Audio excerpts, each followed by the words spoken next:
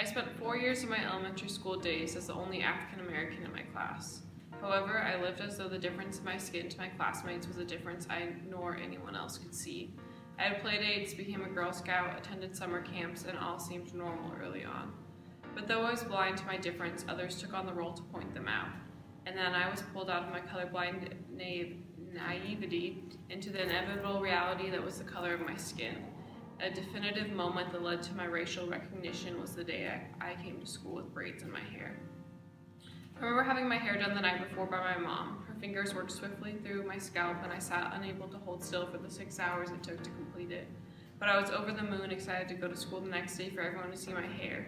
I woke up the next morning, ready for the big reveal, got to school and kept my hood on so that no one could see my hair until we were all together in the classroom. I then got to my classroom, said hello to all my friends, and then exclaimed, "Guess what?" They all looked excited and puzzled by my big announcement. I grabbed my hood and pulled it off my head with a big smile on my face. I stood there expecting to hear comments like, "Wow, it's so pretty," or "I really like your hair," but instead my head was greeted by several hands as my classmates all entangled their fingers in my hair to explore this new unknown. They all blurted questions at me. "How did you do this? How did your hair grow so fast? Is it real or a wig?" I clammed up with confusion and not knowing how to handle the multitude of questions that made me feel like I was being interrogated. My teacher put a calm to the commotion as it was time for class to start. I took a breath and began to walk towards my seat, but not before grabbing my hood and pulling it back over my head. I sat silently in discomfort as my difference settled into my body and I realized I wasn't the same as everyone else in my class.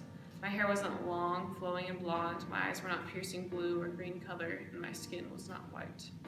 I felt like an object at a museum everyone wanted to explore in order to understand. I hated the feeling of their little fingers traveling my scalp as they looked to solve for mystery of my magical roots.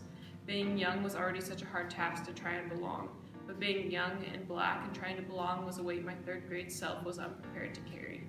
Though it was the defining moment that led me to the gateway of understanding my identity as a young African American.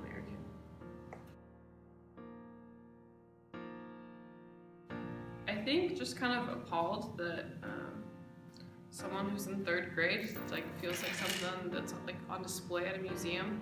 I don't think any human should ever feel like they're an object, and the fact that that person as a third grader was treated that way so early on is really sad.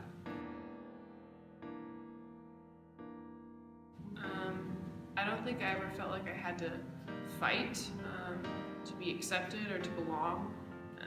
Each person faces those challenges, but I never felt like there was this huge difference between me and another person.